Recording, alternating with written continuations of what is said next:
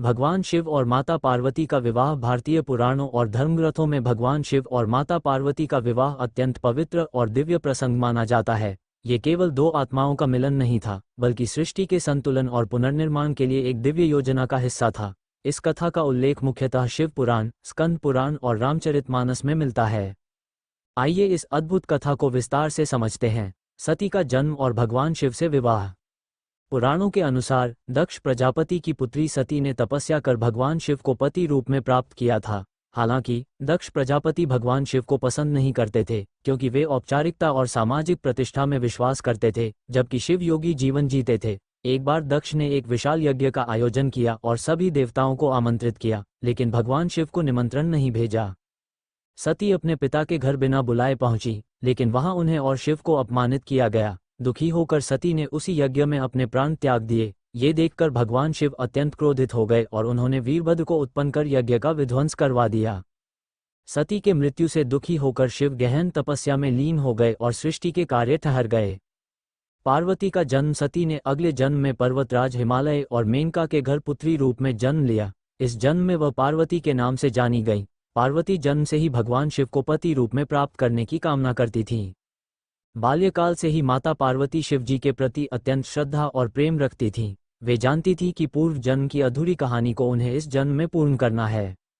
देवताओं की चिंता, सती के आत्मदाह और शिव के तप में लीन हो जाने से त्रिलोक में असंतुलन उत्पन्न हो गया था।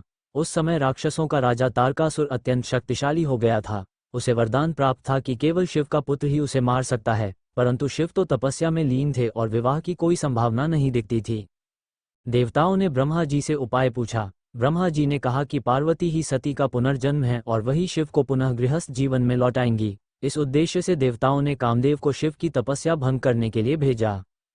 कामदेव का प्रयास। कामदेव ने वसंत ऋतु का आह्वान किया, मधुर पुष्प वर्षा करवाई, वातावरण को सुगंधित बनाया और शिव जी के तप को भंग करने का प्रयास किया। जब कामदेव ने अपने पुष्प बाण से शिव जी पर प्रहार किया तो शिव जी की समाधि भंग हुई, परंतु जैसे ही उन्होंने ये कार्य देखा, शिव ने अपने तीसरे नेत्र को खोल दिया और उसकी ज्वाला से कामदेव भस्म हो गए। इस घटना के बाद कामदेव की पत्नी रति अत्यंत दुखी हुई। शिवजी ने उसे आश्वस्त किया कि कामदेव पुनः जन्म लेंगे और विष्णु अवतार श्री कृष्ण के पुत्र प्रद्युम्न के रूप में जन्म लेकर तुम्हारे पति बनेंगे। पार्वती की तपस्या। शिव को प्रसन्न करने के लिए पार्वती ने कठोर तपस्या आरंभ की। उन्होंने पर्वतों में कठोर साधना की, गर्मी में पंचाग्नि के बीच बैठना, वर्षा में भीगना और ठंड में बर्फ पर ध्यान करना। वर्षों की तपस्या के बाद जब शरीर क्षीण हो गया, तब भी माता पार्वती का संकल्प अटूट रहा। उनकी तपस्या से प्रसन्न होकर देवताओं ने शिव जी से पार्वती के बारे में बात की। भगवान विष्णु, ब्रह्मा और ऋषियों के अनुरोध पर शिव जी ने पार्वती को एक परीक्षा देने का निश्चय किया।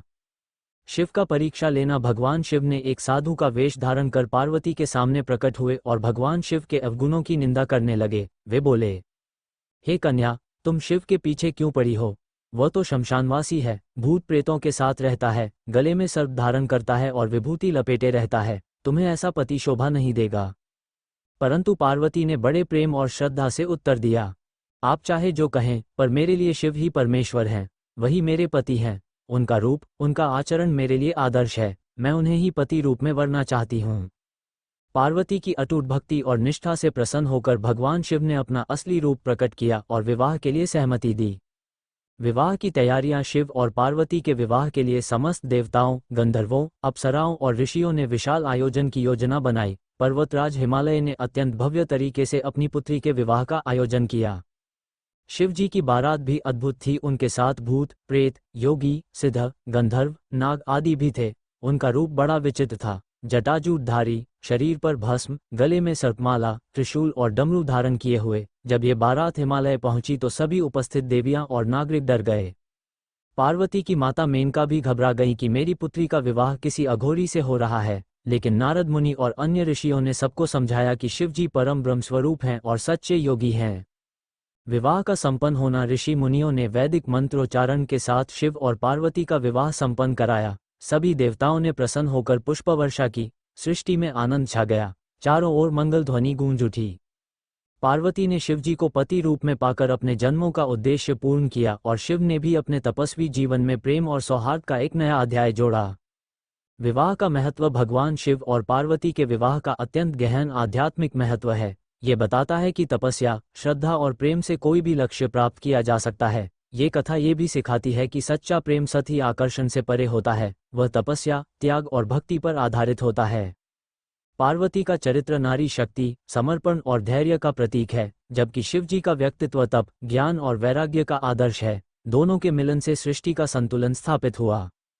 भगवान शिव और माता पार्वती का विवाह न केवल एक प्रेम कथा है, बल्कि यह एक गहन आध्यात्मिक यात्रा का भी प्रतीक है। ये कथा सिखाती है कि जब प्रेम पवित्र, निस्वार्थ और ईश्वर के प्रति समर्पित हो, तब असंभव भी संभव हो जाता है। आज भी शिव पार्वती का युगल संपूर्ण विश्व में आदर्श दाम्पत्य का प्रतीक माना जाता है। उनकी कथा न केवल भक्तों के लिए भक्ति और श्रद्धा का स्रोत है, बल्कि यह जीवन को सच्चे अर्थों में जीने की प्रेरणा भी प्रदान करती है।